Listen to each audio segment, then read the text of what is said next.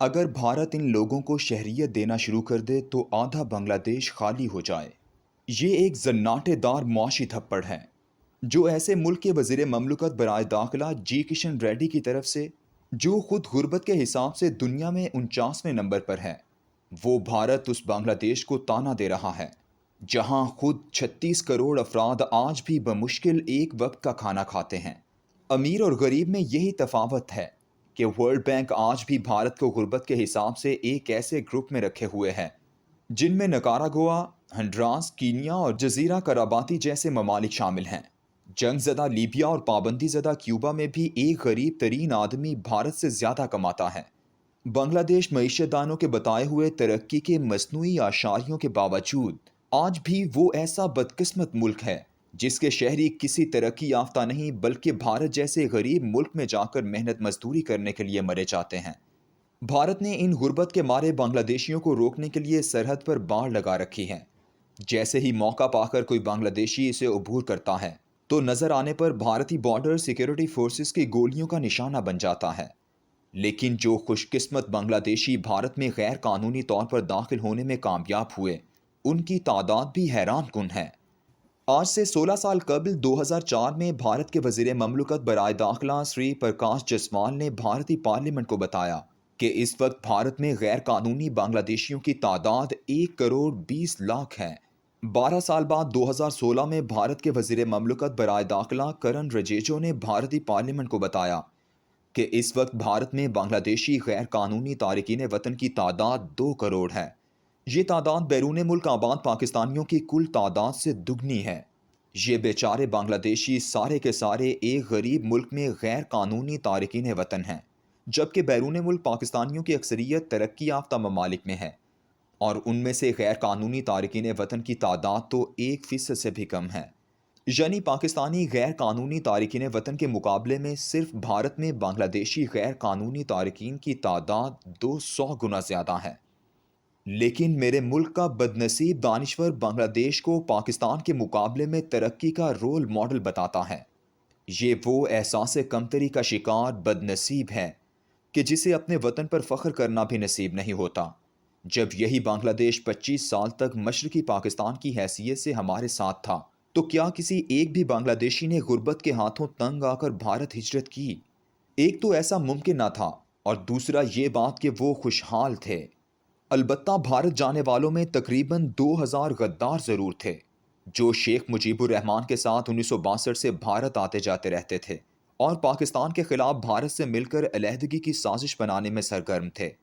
اس غداری کے 10 سالوں کا اعتراف تو خود شیخ مجیب الرحمان نے کیا، اور پھر اندرا گاندھی نے اس پر مہر تصدیق ثبت کی، اور آخری ثبوت نریندر مودی نے ڈھاکے میں کھڑے ہو کر دیا کہ کیسے ہم نے سالوں ان مشرقی پاکستان کے بنگالیوں کو پالا پوسا اور پاکستان کے خلاف لڑوایا، اور پھر آخر کار بھارتی فوج سے حملہ کرا کے انہیں آزادی دلوائی۔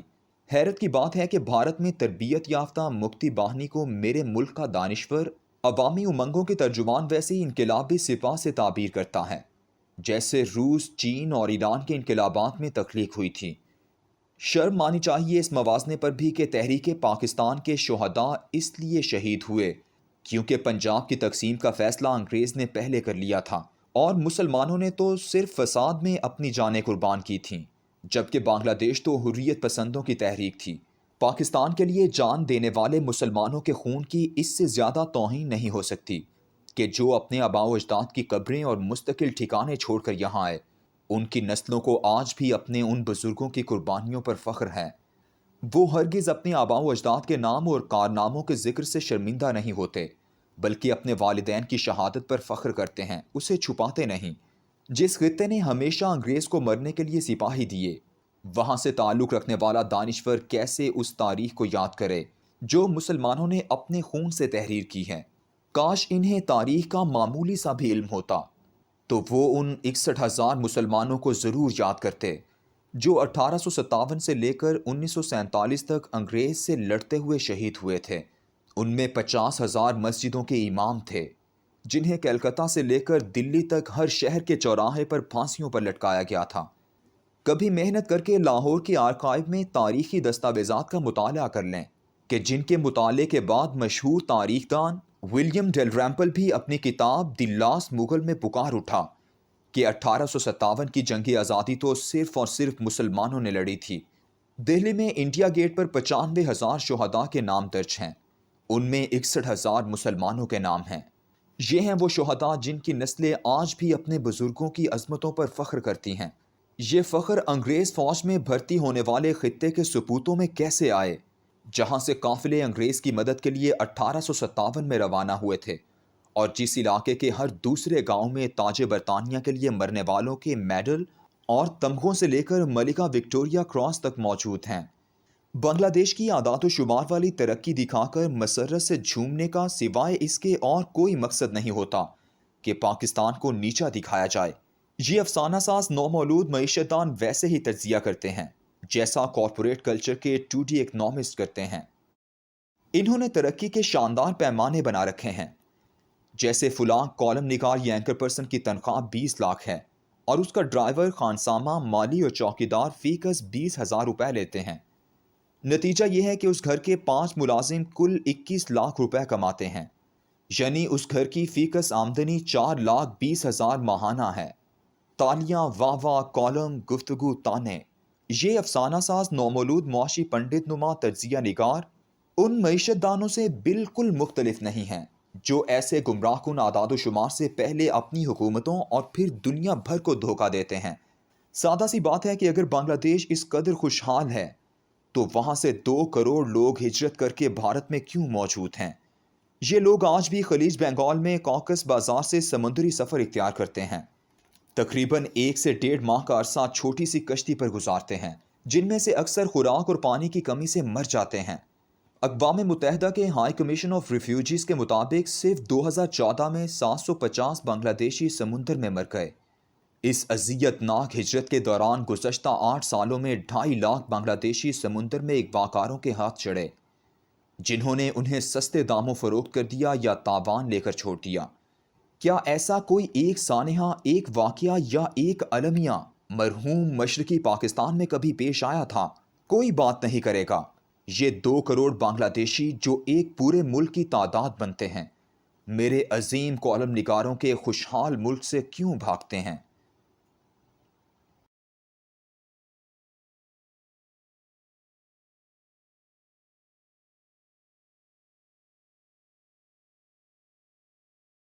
ایک عام آدمی کے ذہن میں بھی یہ سوال ابھرتا ہے کہ اگر ان نومولود معاشی تجزیہ نگاروں کے نزدیک بنگلہ دیش معاشی ترقی کی منزلیں تیزی سے طے کر رہا ہے، تو پھر 2 کروڑ بنگلہ دیشی غربت و افلاس کے ہاتھوں تنگ آ کر غیر قانونی طور پر بھارت میں معمولی نوکریاں کرنے پر کیوں مجبور ہیں؟ کسی بھی ملک میں غیر قانونی طور پر رہنا کس قدر عذاب ہوتا ہے، اور وہ بھی بھارت جیسے غربت کے مارے ملک میں، جہاں لاتعداد افراد کو روٹی کے لالے پڑے ہوئے ہیں اور مسلمانوں کے خلاف گلی گلی نفرت بٹ رہی ہو۔ اگر یہ ترک وطن کسی ایسے ملک کی جانب ہوتا جہاں کے قوانین پناہ حاصل کرنے والوں کے لیے نرم ہوتے، کچھ عرصہ نوکری کرنے کے بعد شہریت کی امید بن جاتی، لوگ نفرت بھی کم کرتے، تب تو بات سمجھ میں آنے والی تھی کہ بنگلہ دیش سے لوگ بہتر معیار زندگی والے کسی ملک کے لیے اپنا وطن چھوڑ رہے ہیں۔ لیکن یہاں تو عالم یہ ہے کہ بنگلہ دیش کے 99% عوام کے پاس گھروں کے اندر ٹوائلٹ موجود ہیں، جبکہ بھارت میں تو 46.9% گھرانے یعنی آدھی آبادی جو تقریباً 55 کروڑ بنتی ہے، وہ سرعام رفع حاجت کرتی ہیں۔ مزید خوفناک بات یہ کہ بنگلہ دیش کے پڑوس والی بھارتی ریاستیں جہاں یہ بنگلہ دیشی بیچارے غربت کے مارے رزق کی تلاش میں سب سے پہلے پہنچتے ہیں، ان میں بنگال، اڑیسہ، آسام اور بہار کی حالت تو یہ ہے کہ وہاں 70% سے زیادہ عوام کو ٹوائلٹ میسر نہیں ہے۔ اندازہ لگائیں کہ اس اعلیٰ معیار زندگی والے بھارت میں جو بنگلہ دیشی تلاش رزق کے لیے پہنچتے ہوں گے، وہ کس قدر مجبور اور غربت و افلاس کے مارے ہوئے ہوتے ہوں گے۔ بھارت میں بھی اگر ان کی زندگی آسان ہو جاتی تو کوئی بات تھی، لیکن بھارت نے جو رجسٹریشن سرٹیفکیٹ ایکٹ منظور کیا ہے، اس کی تو شروعات ہی 1985 میں آسام کے فسادات سے ہوئی تھی۔ ان فسادات میں لوگ انہی بنگلہ دیشی تارکین وطن کے خلاف اٹھ کھڑے ہوئے تھے، جس بنگلہ دیش کو پاکستان کے مقابلے میں کامیاب معیشت کے طور پر پیش کیا جا رہا ہے۔ اس بنگلہ دیش سے 2 کروڑ لوگ ایسی جگہ رزق کمانے پہنچے ہوئے ہیں جہاں نہ جان محفوظ ہے اور نہ عزت و آبرو، بلکہ خوف اور ذلت کی چھاؤں میں ہر سہولت سے عاری علاقوں میں انہیں بسیرا کرنا پڑتا ہے۔ شیخ مجیب الرحمان کے نعرہ مستانہ کے پاکستانی وکیل اور 1971 میں مشرقی پاکستان کے معاشی استحصال کے نعرے بلند کرنے والوں کے پیروکار اس بات کا جواب دیں کہ 1971 سے پہلے مشرقی پاکستانی کبھی اس دربدری کے عذاب سے کیوں نہیں گزرتے تھے۔ اس سے پہلے کہ اس دربدری کی وجوہات کا ذکر ہو، ایک اور تلخ حقیقت بھی ہے جو اس خوشحال بنگلہ دیش کے ماتھے پر کلنک کا ٹیکا ہے اور جسے آج تک دھویا نہیں جا سکا۔ یہ ذلت و رسوائی اور بدترین غلامی کا عذاب بنگلہ دیش کی عورتوں بلکہ کم سن اور کم عمر لڑکیوں پر ٹھیک 1971 کی عظیم انقلابی آزادی کے فوراً بعد اترنا شروع ہوا۔ 16 دسمبر 1971 کی جس شام بھارتی افواج بنگلہ دیشی شہروں میں اتریں، وہ رات خواتین اور کم سن لڑکیوں پر عذاب کے آغاز کی رات تھی۔ مکتی باہنی کے تربیت یافتہ گنڈے جہاں ان مردوں کو میدانوں میں لا کر ذبح کرتے تھے جنہوں نے پاکستان کا پرچم بلند کیا تھا، اور گھروں میں موجود خواتین کو جنسی درندگی کا نشانہ بنانے کے بعد بھارت کے کہبہ خانوں میں بیچتے تھے۔ مکتی باہنی کے مظالم کی گواہی تو وارث میر کے کالموں میں بھی ملتی ہے، جو مشرقی پاکستان کی علیحدگی سے چند ماہ پہلے پنجاب یونیورسٹی کے طلباء کے ایک وفد کے ساتھ وہاں گئے تھے اور رودات لکھی تھی۔ وہ 1971 کے اپنے کالم میں ایک کمرے میں پڑی میز کا ذکر کرتے ہیں جہاں پاکستان کے حامیوں کو لٹا کر ان کے جسم میں چیرا دیا جاتا اور پھر ان کے خون کو ایک ٹب میں جمع کیا جاتا۔ ایسے ہی یہ مظلوم موت کی آغوش میں چلے جاتے، مگر ان کی موت کے بعد بدترین سلوک کے لیے بیچاری عورتیں رہ جاتی۔ بنگلہ دیش بننے کے صرف ایک سال بعد کے اعداد و شمار بتاتے ہیں کہ 1973 جنوری میں کلکتہ کے بازار حسن میں 75% طوائفیں وہ لڑکیاں تھیں جو نومولود بنگلہ دیش سے لا کر یہاں بیچی گئیں۔ یہ سلسلہ رک جاتا تو چین آ جاتا کہ ہر جنگ کے بعد بیچاری عورتوں کو ایسے ہی بیچا جاتا ہے۔ جنگ عظیم دوم کے بعد جاپان اور ویتنام وغیرہ سے بچیوں کے جہاز بھر کر یورپ اور امریکہ میں بیچے گئے۔ ویسے ہی سوویت یونین کے خاتمے کے بعد روس، وسطی ایشیا اور مشرقی یورپ کے ممالک سے اسمگل شدہ عورتوں سے یورپ اور امریکہ کے بازار آج بھی سجے ہیں،